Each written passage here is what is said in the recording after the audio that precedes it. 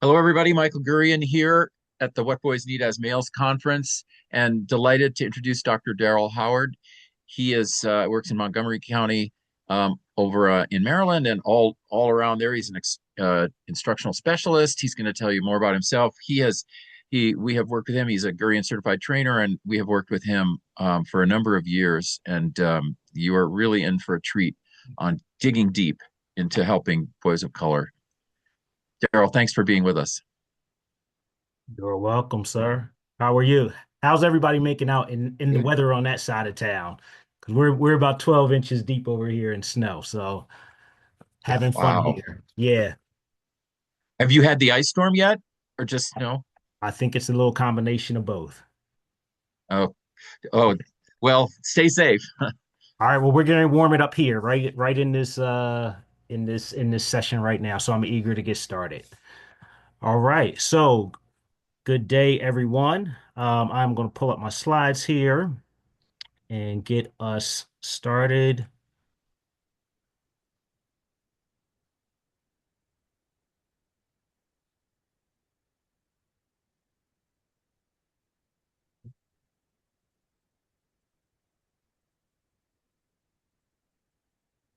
Alrighty, so the topic that I am dealing with today in our session is called Educating Boys of Color, What We Know Works.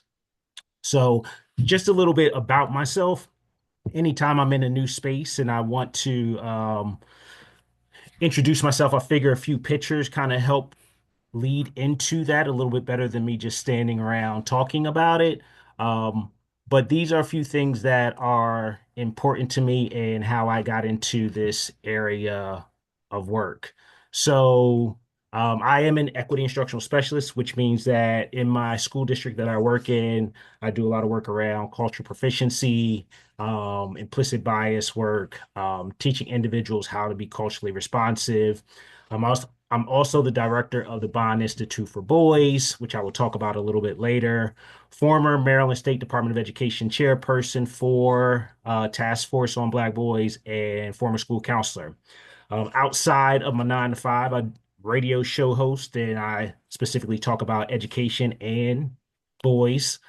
In my work, race and sociology professor, author, husband, and probably most important, don't tell my wife, probably most important is these three individuals down here at the bottom of the screen. I am the father of three daughters. So although the majority of my work centers around male students, these three are teaching me a lot about what I need to know as a man and as I think about my work with young men. So the objectives for our learning today look like this. We will engage in some learning around the narrative about boys of color. We will talk about what we know works, meaning interpersonal shifts. So I'm going to break it up into two different components, interpersonal and institutional. And then lastly, I will save some time for Q&A. So the narrative. This is what will get us started. I use this image to kind of lay the groundwork for any conversation that I have about equity. I know most folks have seen this image before, but the important thing about this image right now is that it gives us a false perception of where the foundational challenges are in our work. So I would encourage individuals to look at an image like this right here, which has a different set of challenges demonstrated. When we think about equality and equity, we often think of the individuals who are on the screen who are unable to access the playing field and what the individuals need. It's less about individuals and fixing individuals, but I want to elevate the idea that the foundation right here is what needs to be adjusted. That is what needs to be changed. And once we can think about the systems, the structures, the institutional shifts that need to take place, we can then better serve our male students and our, in particular, in this case, male students of color. So in the state of Maryland, I began looking at some of the data to kind of ground the work that I do because I think the numbers tell a story. So when we think about English language arts, grades 3 through 8, you will see some data that suggests that there is a need for different levels of support for our students of color. Same thing with math, grades 3 through 8. You will see a similar type of image, and you will see some of the numbers that look the same and who is at the top of the scale and who is at the bottom of the scale. Now, this is the image that really um, jumped out to me when I first started exploring the data for with the State Department of Education. When we're talking about students suspended or expelled, you can see that Black or African American students are suspended at 2 and 3 times the rate of other students across the state of Maryland. But I found this to be most interesting because I really wasn't thinking about it. I knew it, but when I saw it, it really made a lot of sense to me. And it's probably very similar in your district as well. Um, the fact that male students across the board are, oops, I'm sorry, male students across the board are suspended at twice the rate as their female counterparts. Male students across the state, regardless of race, whether you are an African American male, white male, Asian male, Latino male, multiracial, it does not matter. Our male students are suspended at twice the rate of their female counterparts. To me, that landed on me like a sack of bricks, and it really confirmed the type of work that I knew I needed to continue doing. And I began to ask the question, um, particularly around boys of color, looking at that data, do we just come to a conclusion in the narrative that boys of color are just genetically predisposed to negative outcomes? Or is it that we haven't learned what it takes to reach and teach them? Now, for me, it's very clear. It's the latter. I know that no group of students are predisposed to negative outcomes. We haven't learned what it takes to reach boys, and then in particular, the unique cultural needs of our students of color. So this was my launching point for much of the work that I do. And I'll frame it with some popular terms that I'm sure you are familiar with. I'm sure you've heard of the achievement gap, which talks about some of these academic challenges. And then when you think of a school to prison pipeline, you can also make a comparison to that suspension data that we saw, which looks at disproportionate detentions, referrals, suspensions, expulsions, etc. Any type of consequence that takes place in the school, our students of color, particularly our male students of color, are being consequenced at a much greater rate than their counterparts. So Dr. Jawanza Kunjufu, who I consider to be um, one of the individuals who I've studied and I've explored his work, he's one of the greatest in being able to speak about these topics. He's written over 40 books around boys and Black boys in particular, and he said that disaggregating the scores will not help um, if we don't disaggregate the solutions, right? We have to disaggregate the solutions. If we see the data, then we have to think about how we can address that particular data. And far too often, individuals and institutions refuse to do that. One of my greatest bodies of work has been through some of the nonprofit and community-based organizations that I work with. I'll highlight the Bond Learning and Leadership Institute for Boys. This is an organization where I knew that I could create an affinity space for young men, largely Black and Latino men, where I live in my part of Maryland. But it was an opportunity for them to, number one, be in space with only other male learners, but also being in space with all male educators. So essentially, these opportunities were kind of like an all boys school for mentoring, for leadership development, for social skill development, etc. And it's also important, like there's some theoretical and scholarship pieces behind this. Like this space really provided windows and mirrors for our young folks. So when we think about the windows and mirrors theory, which is offered to us by the scholar Rudine Sims Bishop, she talked about these spaces where individuals get to see themselves in their instructor, in the person who is leading the class, right? And our boys are individuals who rarely get to see someone who is at the front of the class who looks like them.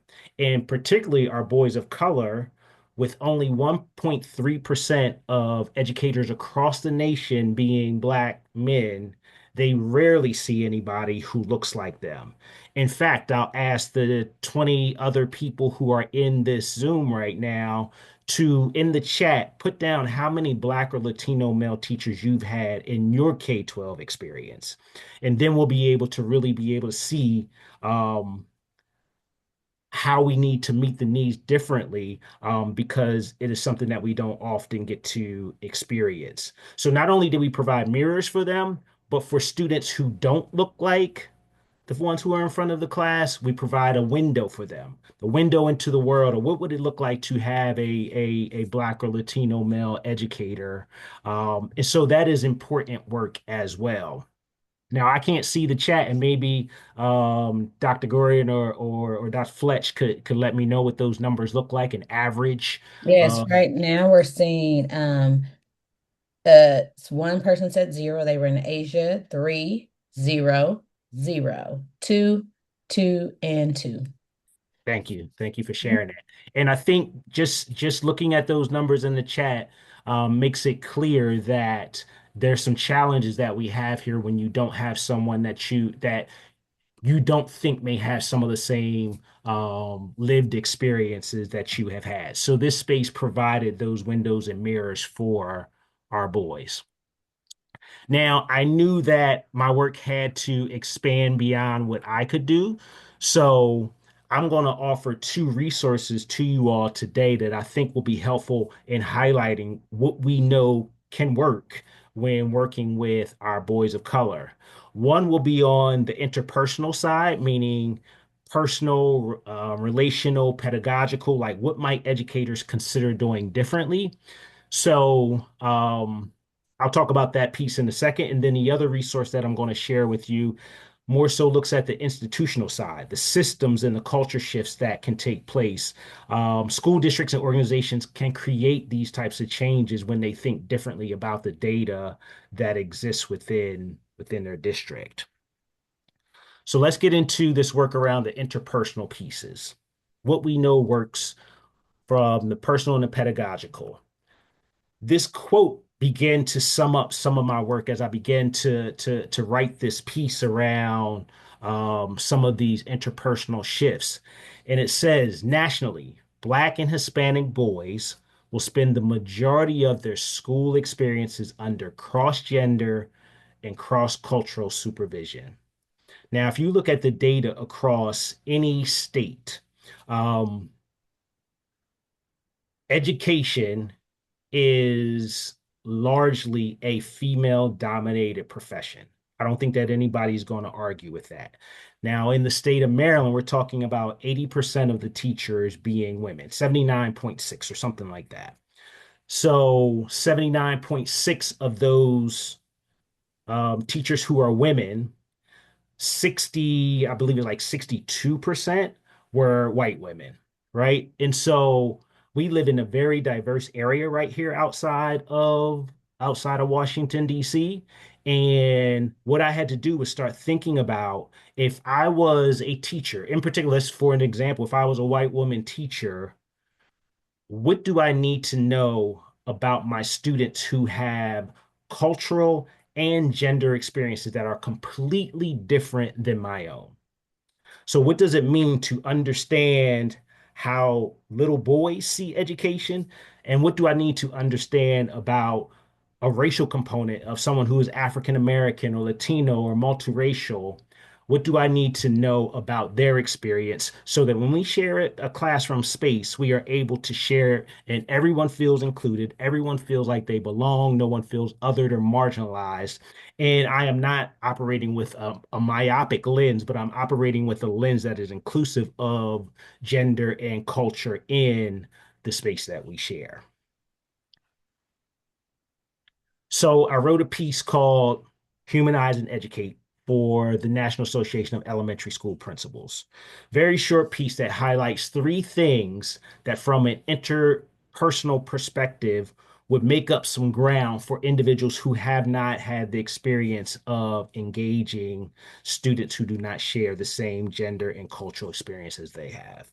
And I want to just highlight the three principles that I'm asking educators to think about for a better experience and a better relationship with the students who are in front of them. The first principle that I talked about in this article is around learning about our biases and beginning to think differently. Now, everyone has bias. Doesn't matter your race, gender, where you are in the world, it does not matter. Everyone has bias.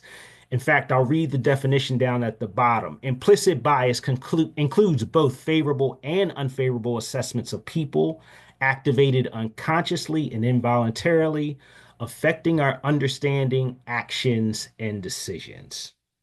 Very powerful definition right there, because a lot of times when we think about implicit bias, we think of it from an unfavorable an assessment of someone, right? This is not about an unfavorable assessment. It's also about favorable assessments that individuals are privileged to receive without earning them.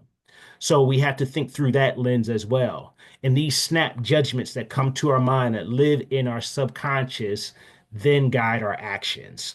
And what I'll often talk about is a study that looks at the eye movements of pre-K teachers and how those eye movements are focused largely on the boys in the class, right? So if 76% of your eye movement is focused on the male students in your class, they are, of course, going to be seen as the ones who have the most challenges or most problematic, et cetera, et cetera, et cetera.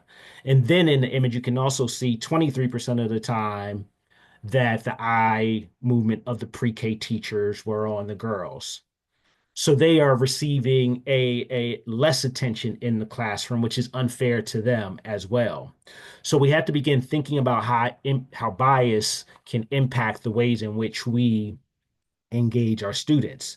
Some ways that we can do learning around this as an individual. If we were going into a full day learning session about what I'm talking about right now, we would explore a culture tree and we would be able to look at surface, shallow, and deep levels of culture. We will be able to explore identity and the impact of recognizing different experiences than our own. We will be able to look at mainstream cultural patterns versus, let's say, for instance, African American cultural patterns, those things that are individualistic versus those that are communal. And how do we bridge that gap?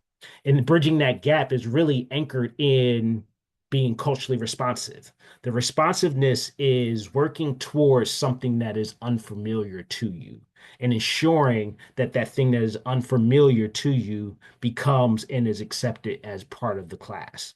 So I was raised Christian, grew up Christian, but if my students who are Muslim and Jewish in my class, like everybody has to feel connected to the classroom, even though we have different experiences. So it is my responsibility as the adult, as the educator, as the one who is in front of the classroom to be able to be responsive to ensure that inclusion that everyone feels, that sense of belonging that everyone feels in our shared space together.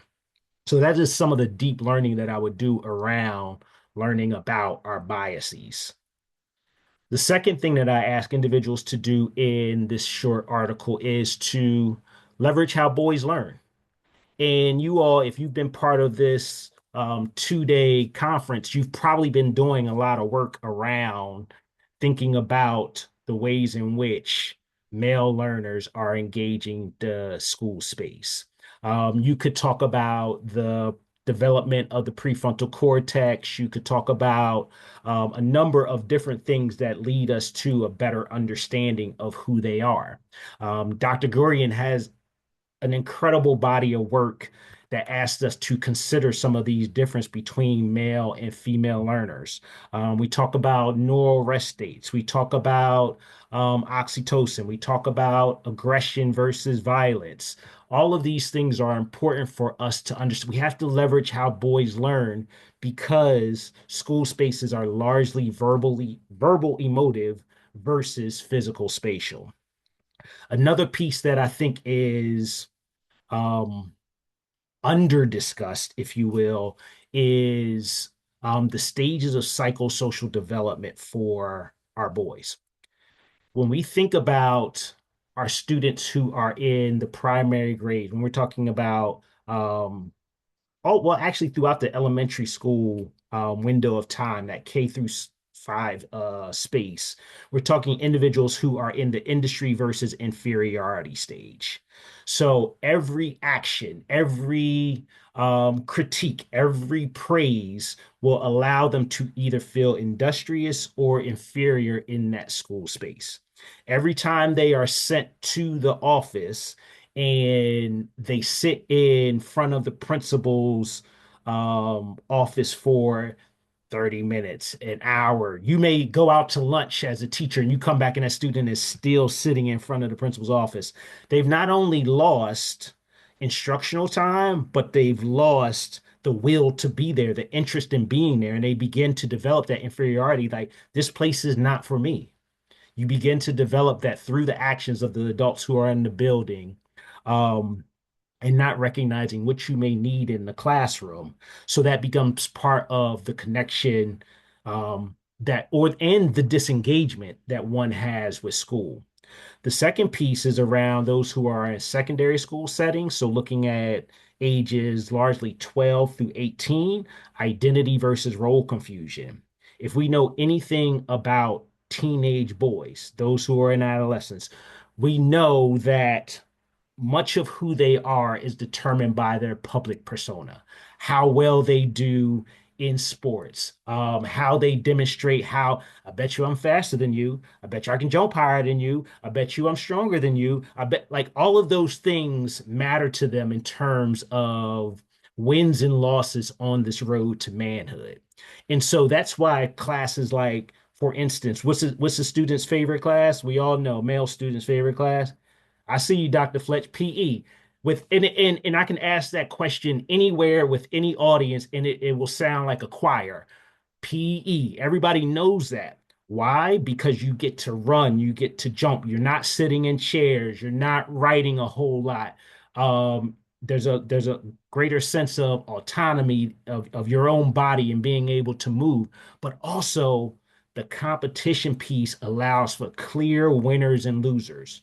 And at the end of that, 55-minute class, we know who the fastest is in the class, or we know who the strongest is in that class. And until tomorrow, I am crowned that person, right? And that's important for the identity of young boys as they're trying to figure out who they are. So cultural capital, whether they are athletic or whether they are super smart or whether they have the prettiest girlfriend or even negative behaviors like or if they disrupt the class, they're the class clown, or I drive my car super fast, or like there's negative behaviors, but those negative behaviors again are leading to individual feeling like they have a sense of cultural capital and they are known for doing something special, even though that special thing may be bad, right? So we have to understand these things. Leveraging how boys learn is important for us to be able to be successful educators with them.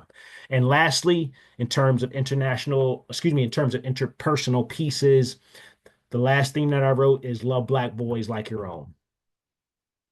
And usually that's a mic drop moment when I say that because love is something that often gets lost in education, right? Once a student is beyond third grade, we lose the love, right? So we have to get back to that. If these students show up to our buildings, they are our students. Now, what does it mean to love someone like your own? It means being able to maintain high expectations for them. Because as I mentioned, I have three daughters and they don't do everything perfectly. I may ask someone, "Hey, did you wash the dishes?" "Oh, I forgot." "Why? We just talked about this. We talked about it last week too." But there's lessons behind that, and the way that I teach them, "Hey, you got to be better," is the same way I'm going to teach my students that I have in front of me. I'm going to maintain those high expectations. There has to be a philosophy of restoration. Like we can't have relationships if we don't allow for them to be restored. If anybody in here is married, for instance, like when you are in a you know about restoration because there's arguments, there's differences, and you have to find a way to get back to, hey, okay, I realize we didn't get it right this time, but tomorrow we're gonna be better. Right. So restoration is not just restorative justice and a lack of accountability. It's actually the opposite. It's a structure for working through those things that we know need to be restored for a relationship to continue. It's never giving up. So when we love someone like our own, we never give up on them. I don't care how many times my daughters may fail at something or may not do it right. Tomorrow we're back at it because I love them. And I'm going to try to have the same type of love that I would have for my own daughters that I would have for the students that are in front of me. As well, when it comes time for consequencing, I'm going to consequence those students the same with the same level of intensity that I would consequence my own children with, and the same amount of grace that I would consequence my own children with. And sometimes with boys of color, we lean heavily into um, intense consequence as though they should know better. They are children just like ours are, and they deserve grace just like our own children deserve grace. So, just a model that I think has been very helpful in my work when sharing about that, love them like your own. The SCARF model by David Rock. He indicates five different elements of what it takes to draw people closer to you, opposed to making them feel like you're a threat to them. So they either come towards you because they feel like you support them and it's a reward to be in relationship with you, or they walk away from you because they perceive you as a threat, right? And so when you treat individuals with a level of status, um, when there's a level of certainty in the relationship and being able to know what's going to happen next, to have some autonomy, like giving individuals a choice is important. They were part of the decision making in what is going to happen, even if that what is going to happen is a consequence. Relatedness, the connection points that you see between individuals, whether it's, with boys are heavy, oftentimes heavy with sports and like just making some connection points in the area of relatedness is important. And fairness. This is a big one because a lot of times, in my experience, what I've seen with boys of color, the first thing they say if they do something wrong, it's like, but so and so is doing it too. That's the first thing they say. And the reason why they say it is because so and so is also doing the same thing. But again, when that bias triggers us to focus on them more than we're focused on the other students, that's why they're responding in that way. And they get so upset because they're doing some of the same things that other students in the class are doing. So I'd encourage you to explore the SCARF model if you really want to think about how you are engaging with students and making them feel like they are welcome. A lot of times we talk about relationships, and a sense of belonging. These are the elements of how to achieve that. And depending upon who your students are, they may need something different. And I'll just use my wife again as an example, right? I I need to be able to understand what it is that she responds to make her feel like I understand and respect what she is saying, right? And that may be different than what I need to do in my conversation with my daughter. My daughter may need something different than what my wife needs, or my other daughter may need. So you have to figure it out for every single student. What is the one thing that really makes for the connection point in allowing them to feel like they belong and you understand exactly where they're coming from. So it is a work. It's not always easy, but it is absolutely necessary, particularly with the generation of young people that we work with now, um, who are growing up in a digital age, where they may not have or place a high priority on human interaction and human engagement, but we still have to provide that for them. Technology is going to provide them the answers moving forward. AI is going to provide them with answers moving forward. We have to provide them with relationships so that they still want to learn the process of how to get the answers, right?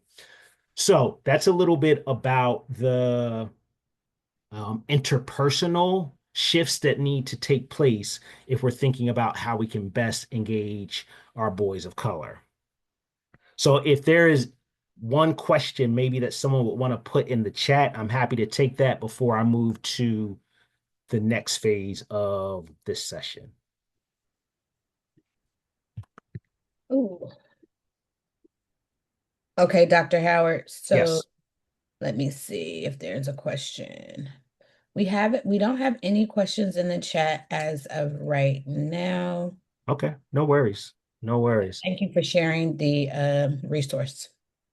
Yep. So I wanted to make sure I share the resource slide because everything that I talk about is linked on that guide. The articles, some of these theoretical frameworks and constructs are all going to be linked on that document.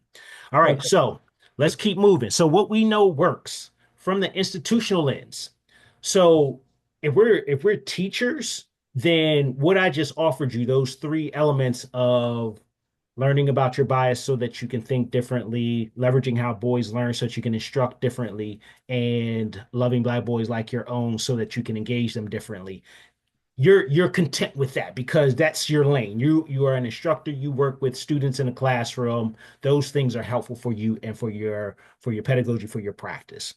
However, we know that if we have data that is challenging us, we do need to have an institutional lens as well. This work is not just done at one level. We really want to shift this narrative. We have to look at things at different levels of the problem. So I was fortunate enough in 2020 to be asked to be part of a task force on achieving academic equity and excellence for Black boys in the state of Maryland. So that was during the pandemic. Through this season of as actually virtual learning, we from the year fall 2020 to June of 2021, a body of us met together and we began thinking about what is it that school districts need to do if we want to make sure that our boys of color are having the best experience that they can possibly have.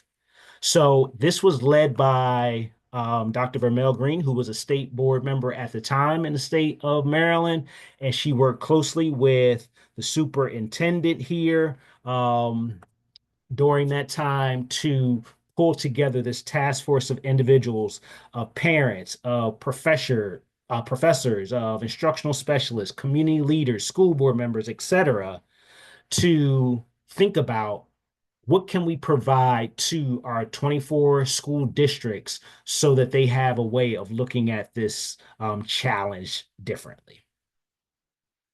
This resulted in a 100+ page resource guide for educators. And I have linked this to the resource guide as well, so that any school district can look at it and maybe learn from it. But there were 16 recommendations that we came up with that we knew were essential for transforming the culture of Maryland schools for Black boys. So, with each of the recommendations, there is scholarship and evidence to support that recommendation. There are proposed strategies to carry out the recommendations. And we also listed the roadblocks and the barriers and gave suggested solutions and approaches that could help you to avoid those as you try to execute these recommendations in this guide. So it is a very powerful, well-researched document that I think will be beneficial if we're thinking about institutional shifts that school districts can consider. So just to quickly highlight a few of those things here. Um, when we talk about three different phases of this guide that we have here. We have social, emotional, and behavioral supports. So to develop recommendations to provide effective approaches for the social, emotional, and behavioral supports for Black boys. So what does that look like? It looks like exploring what rites of passage programs are. If you know what a rites of passage program is, if you could put that in the chat, I'd be curious to know, yes or no, do you know what a rites of passage program is? To think about mentorship and leadership development, to think about attendance and what it takes to get students to school, um, to think about counseling and therapeutic supports. All of these things are part of what this particular study group looked at so that we could ensure that the social emotional needs of our students are being met. That was important. This had less to do with academics, but more to do with well-being of students. Dr. Fletch, did anybody put anything in there about rites of passage by any chance? Yes, we have Arlene Connolly Drummond who said yes, she knows what rites of passage are. And then Mark Woodford said, yes, would love to hear about a rite of passage program that could be implemented by a school counselor at the school level. Yeah, yeah. And so to respond to that last comment, and I didn't mention this, but what we did in with the State Department of Education, we had pilot schools across the state who implemented these different recommendations. And so the rites of passage program could look like something that is community based, where you now worked with the school worked with a community-based organization to bring that rites of passage learning into the school. Or it could look like someone doing a TOT, some type of trainers, so that school staff could have an understanding of how to lead that type of programming in an after school setting after students are dismissed for the day. So there were opportunities through these pilot schools to see how this could work so that then we could take it to scale across all the 24 districts in the state. Now, keep in mind that this was a 3-year pilot experience. So there were limitations on money, there were limitations on timing, so there were some challenges in fulfilling everything that we wanted to accomplish with this. But there was an opportunity to grow in one's understanding of what rites of passage was, and then how it can be supportive of students. Another piece that I think is important to mention is with the recommendations that fell under this study group area, in the pilot schools, there were a lot of connections with fraternal organizations such as Kappa Alpha Psi, Omega Psi Phi, Phi Beta Sigma, Iota Phi Theta, Alpha Phi Alpha, because all of those fraternity, Black Greek letter fraternity organizations, they all have leadership and mentorship programs for boys. They are designed to serve the community.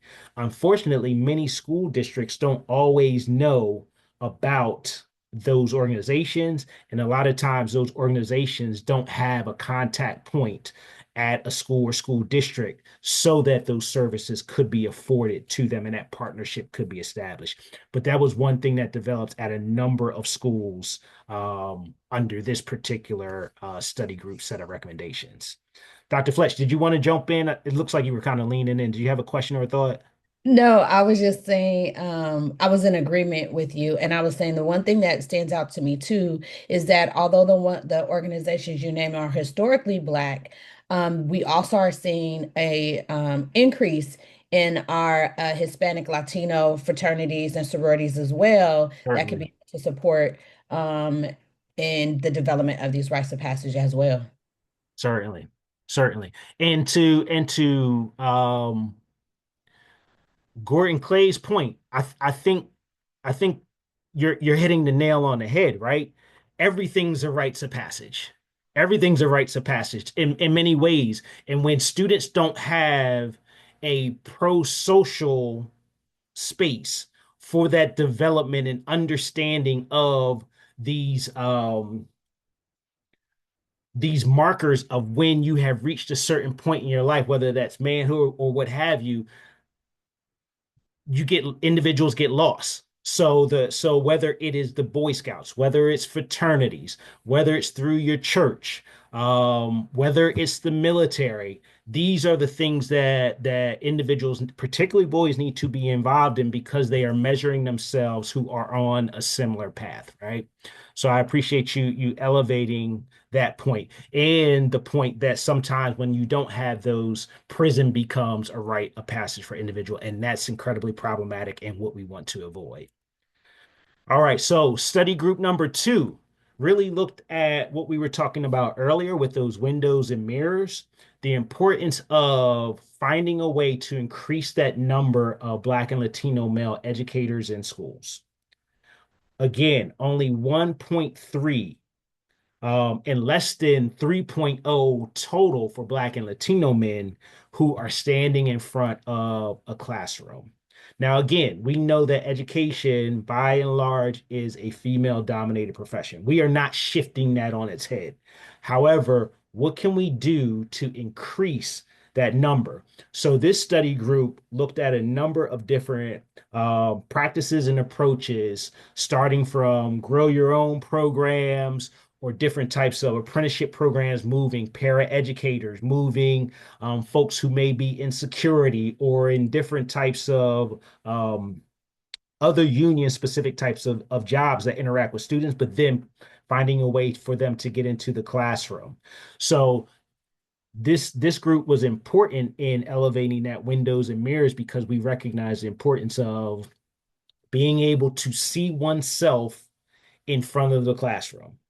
And for the students who don't share the experience, maybe you've never had a connection with a Black or Latino man, but then to have that person in front of you and to develop a relationship with them around the content, around the everyday, day-to-day experiences of being a student and a teacher in a classroom is important for the pluralistic society that we live in. It's incredibly important to see individuals in that way. And schools are oftentimes the first spaces in which we develop a authentic relationship with someone over a period of time outside of our own homes.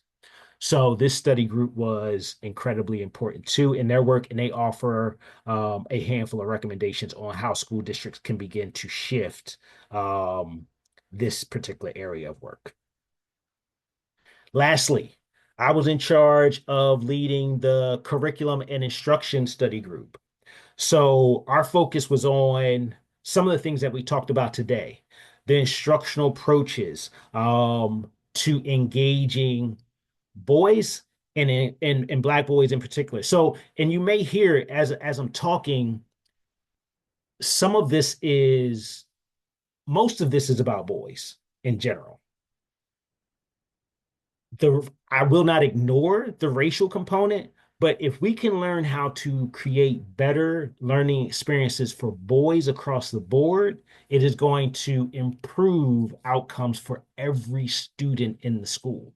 Because our female students also need to have more physical spatial experiences. Our boys need to have more verbal emotive experience. They have an abundance of them now, but they need to have the balance of the two, right? And so learning how to shift from the didactic to the experiential, right? Doing something, being able to use one's hands to create that thing. The conceptual to the concrete, like taking it out of the clouds And how are we applying this? How are we using this? The theoretical to the tactile. We rarely have these experiences in schools any longer. I'm Generation X, so I'm 2 and 3 generations away from the current students who are in schools right now. So I had metal shop, I had wood shop, I had PE. I remember making this cool little plaque for my mom in wood shop class, and I got to make it, and I got to laminate it, and I had to polish it and stain it, and I was able to give her something tangible. So I was proud of that because I could see it, I could feel it, I could touch it. So helping educators to be able to think through how can we create some new ways of engaging our male learners in the classroom, which is ultimately going to improve and broaden the skill set of our female learners as well. So with this resource guide, we were able to again pull these 16 recommendations together to have our pilot schools across the state to implement them. And we were able to see gains in attendance. We didn't exist long enough to see the academic shifts yet, but we did have teachers coming regular to the learning sessions because they wanted to grow in this area and felt that there were opportunities to improve in their practice. So very proud of this body of work. And as I come in for a landing and kind of open up the door to any questions that may exist, I want to take us back to the beginning um, with Dr. Jawanza Kunjufu's words around the data tells us what we need to know. And if there is a challenge with a particular data set, then we have to figure out the solution for that thing. These are our students.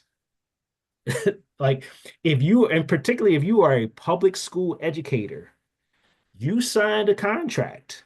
You said, I want to be a teacher. You probably sat in an interview and you said, I believe the children are the like you did all of that, right? You said I want to be a teacher. And so now you are a teacher, and every student who walks into that building is yours. So we have to have ways in which we are addressing the challenges of any group of student who are in our schools. So this resource guide will give you some tools for being able to do that. Now, the other piece is the interpersonal piece, which I wrote about in this article here for Principal Magazine. 3 simple steps. We always have to be reflecting on our biases and think. We have to think differently. I am an African American man. If you are looking through the Zoom, you can tell I am an African American man. But what do I need to know? What do I need to learn about my Asian students, my students who just immigrated from Europe, my LGBTQ plus students, my Muslim students, my Hispanic Latino students, my emerging multilingual learner students? Like, what do I need to learn about them because they have had a different lived experience than I do? I have to learn about them. I'm not the sole source of knowledge where I'm just pouring into them. They have things that they can offer to the classroom space as well. So I'm learning about those biases, thinking about those biases constantly so that I can think and then do differently. I'm also leveraging how boys learn. You've learned about this all weekend, the prefrontal cortex, the again, the aggression, the decision making, the neural rest states, all of those things that impact how our boys engage. We need to learn some about that because some of us have students sitting in a chair and you're like, don't move your desk off that piece of tape. I've been sitting teacher for 50 minutes. Like, can I please just stand up? Like, oh, why are you looking out the window? Well, like, why are you beating on the desk? Well, because like I need to move. Like I need to get up. I need to engage in a different way. I can't just be lectured to, right? So thinking about again how boys learn so we can have some different instructional moves, the way we set up our desk, um, the pacing of the class, the restating of the instructions, the drawing your answer before writing your answer, different things that you could do as a classroom instructor to engage your kids differently. And lastly, loving Black boys like your own. This will guide how you engage. This will guide how you engage everyone. And when students see you, they're going to see you either as, um, I'm trying to think of the quote that one of my friends gave me, Elmani Bani. He said, either students will see you as a sigh of relief, a source of stress or a sigh of relief. That's how they're going to see you, a source of stress or a sigh of relief. So when you were walking down the highway and they're like, I know they're gonna say something to me. Your source of stress or your sigh of relief, like, oh, hey, Mr. So and so, or hey, Miss So and so, and you can still tell them, hey, take your hat off in school, or hey, make sure you get to class on time. Hey, but they see you in a different way when you have that relationship with when they know that you love them and you care for them and you want what's best for them, right? So engaging with these two resources may provide you some useful tools to consider as you engage with young people in your district, in your community-based organizations, in your private schools. So I offer these to you today, and with the remaining minutes, I will save for those who want to ask any questions. And Yeah. I have my contact Yep. information here as well. Yeah, great. Keep that up there so people can contact you. Daryl, thank you so much. I I have a question, and inviting people to put them in the chat. I have a question. So you and I connected, of course, through that the initiative in Maryland, and we were really Gurion Institute was really honored because I think it was in the third piece, right? A number of the pilot schools, I think all the pilot schools sent cadres to be Yep. trained in Gurion Institute, right? In the Yep. is that I remember that correctly, don't I? Yep. You're right. You're right. Yeah, and that one of the connections for me with you on that and with that whole initiative was this thing you said, and I want you to tease it out more if you don't mind. This thing about we could take care of a lot of these issues if we not all, but a lot of them if we change the system so that boys learned better. That's not going to solve all the issues that Black boys face, but it's a good starting point. Mm-hmm. Mm-hmm. Did I hear you correctly? Yeah, yeah, yeah. Yeah. I think that oftentimes we believe that there's so many layers to systems change, right? And it doesn't just happen with one teacher doing a thing, but it's multiple people who have to contribute, who have to be rowing in the same direction about shifting data. And another thing that people have to recognize is that if you have just a few students shift behavior positively around academics or less disciplinary infractions, you begin to change the data as well. We think that we have to have this seismic shift and everybody has to be 100% in school every single day or not doing like kids are going to be kids. We're not changing that. We can't change that, right? But when we reduce the numbers one by one, we can see the types of changes that are meaningful for school districts that school districts want. Yeah. Yeah. Beautiful. Are you seeing kind of nationally, I know you work with a lot of people. Are we seeing an awakening to the needs of boys of color? Are we seeing like a shutting down of that awakening or what are we seeing? So your body of work has been consistent, and there are others who are opening their eyes to some of the challenges of male learners. So it's less specific to race, but I think suicide rates lean towards men needing some, boys needing some additional support. When we think about just there's a social political piece that we're engaged in right now where boys and young men feel like they need to be a part of certain things. We think about the impact of technology, which is taking young boys down different dark pathways. So all of those pieces are leaning towards young boys need support. And in fact, in terms of the continuation of this type of work, Governor Wes Moore of Maryland recently started a grow your own initiative for the state because of the interest in um, having more male educators in schools because we recognize the importance of that in instruction and engagement for that group of students. Yeah. Yeah. Yeah. I'm glad there's an awakening, and I'm glad you're seeing it at institutionally and also grassroots. Mhm. So appreciate you, really, Daryl. You're wonderful. Thanks for sharing this wisdom with us, and of course, all the people who would later watch on YouTube. And thanks for sharing these resources. There's an evaluation in the chat for folks now. And again, Daryl, thank you, and we will talk again.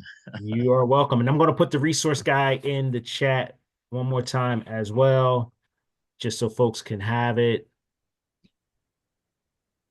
Thank you, Dr. And Howard. You were definitely speaking my language. I super enjoyed and I really appreciate the resources that you shared. For all attendees, please make sure you complete the survey so we can give Dr. Howard his information. Let's also make sure that we enjoy our break and take a little bit of time from the screens and make sure we come back at 1 o'clock.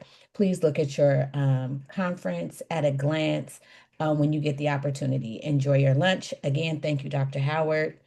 Um, you. yes, All right. Have a Take good care, one. everyone. you too. You too.